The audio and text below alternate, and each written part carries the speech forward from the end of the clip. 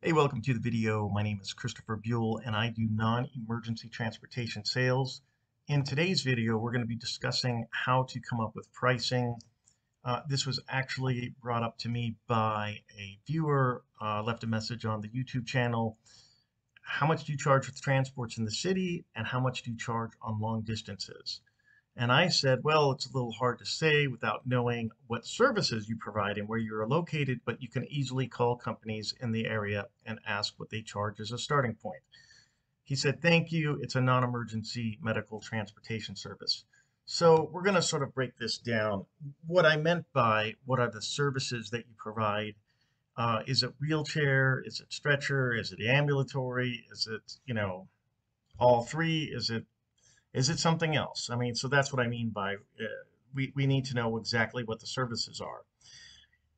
We're going to break down how to come up with a price by looking at what our costs are. And the thing is, it's got to be a number that is going to get you out of bed. I mean, it's wonderful to get an account with all kinds of business, but if you're losing money, then it's better that they didn't call you. So we're going to try and figure out exactly what a good price is to charge and how to achieve that minimum price. We're going to get into some ideas for different ways of offering rates. But I want to sort of bring this to everybody's attention. If you only know non-emergency through brokers, my rates are going to look very expensive to you. And that's part of the thing that I do not like about brokers is the rates are just ridiculous. They're so bad. I think it's basically criminal. Do I know every single broker out there? Is it fair for me to sort of generalize in this way about all of them? Probably not. But boy, I tell you, from what I've seen, it's criminal. I want to share a story about something that happened just last week. I had been talking with a hospice, and I believed that we could provide a better rate. I had some great ideas. Well, then none of them worked out.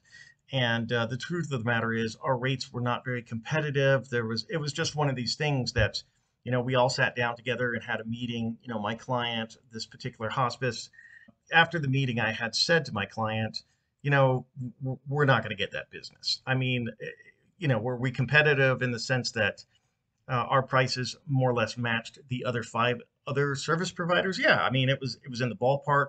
Frankly, I think it was even more expensive. And but after the meeting, I had said, they've already got five other providers. We're not really cheaper. We're not going to get that business. 2 days later, they gave us a run. So even myself, I mean, that's part of the reason why I make these videos are to remind me of lost lessons. And one of them is don't prejudge the customer. Just because you think your rates are expensive, people buy for a whole wide range of reasons. The fact that we showed up and we cared went a pretty good distance. My dad used to say to me, the secret to life is just showing up. And there's a lot of truth to that. I mean, the fact is, we made the phone calls, we got in front of the customer, we did show up, and that was frankly enough. It was top of mind. They had the need. Again, 2 days after we had the meeting, they put an order in. So do not prejudge my rates. So this is what I've come up with. So say we have a van payment of $500, insurance is $1,000 a month, fuel's 500, phones 50 bucks, other 200. Right now, we're at $2,250. So a month. And if we need to just break even at $2,250, we need to do 10 runs a month at $225 per run, or we need 30 runs at $75 a piece. And we're going to break this down further. So 10 runs at $225.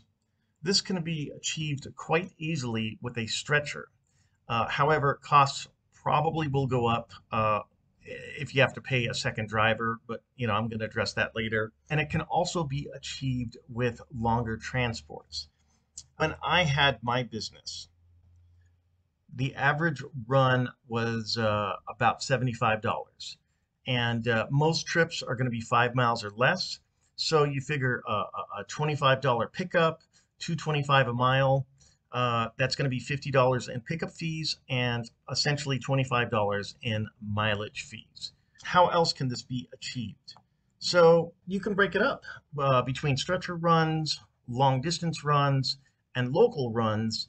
You're going to start to see that this is a lot more easily achievable than just sort of sitting back and looking at the numbers. So if you had two stretcher runs, pays $500, and then you got to pay an EMT or a driver or a second helper, whatever, $150 for a couple of hours worth of work. That's a good deal for that person, and you get to walk away with $350. That's just on two stretcher runs. Long distance runs.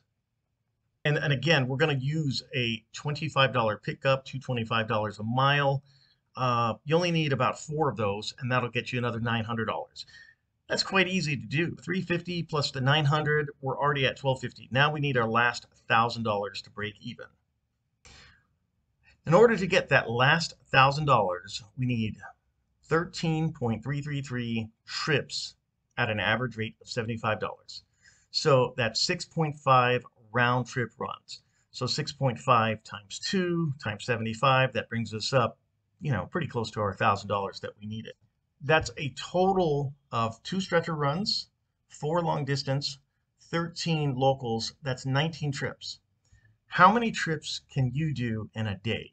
When I had my business, the long trips, the ones that you pick up at a hospital and you take the patient, 2 hours away, you can have them do 2 of those. Sometimes you can take 2 passengers / patients in the same direction.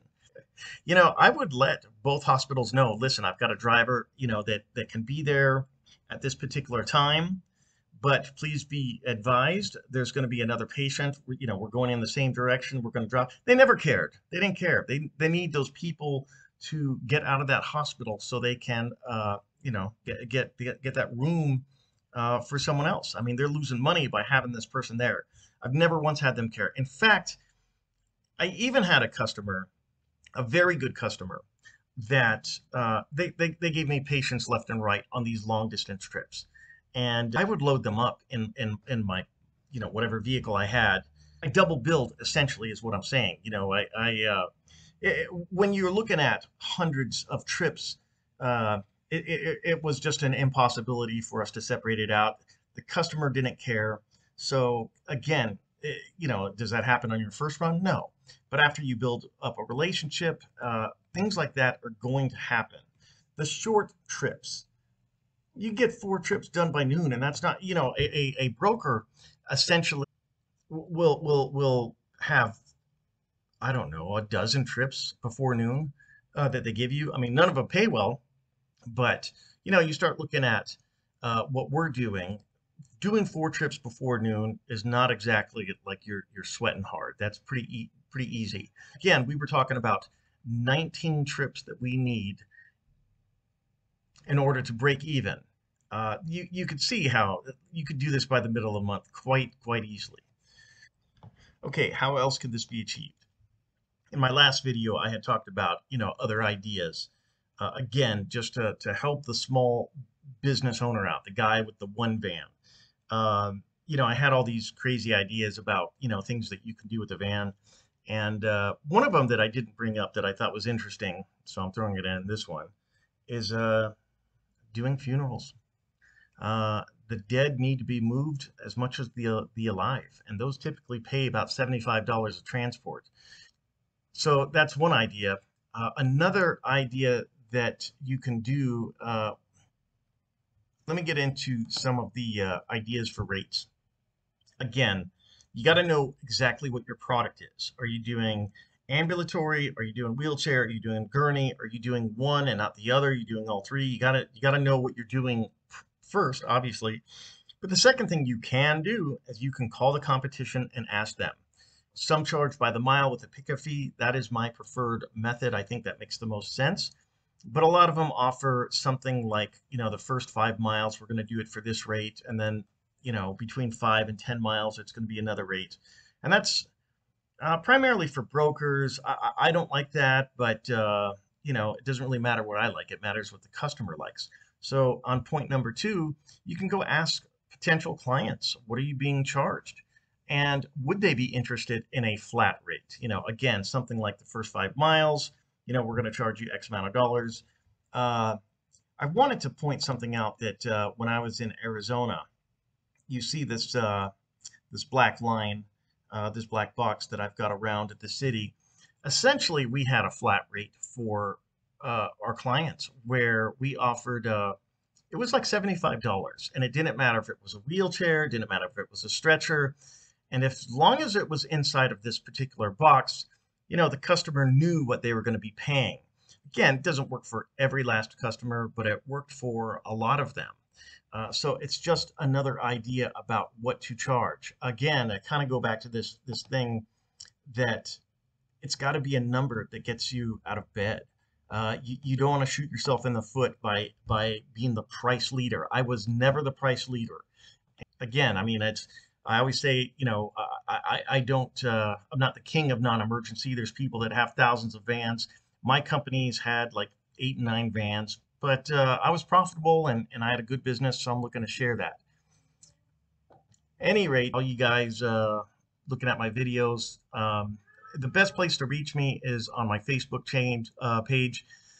Sometimes I can't respond as quickly to the other ways of getting in touch with me, like the YouTube and I guess private messenger, but please go ahead and hit a like, hit a subscribe, and until next time, drive fast and take chances.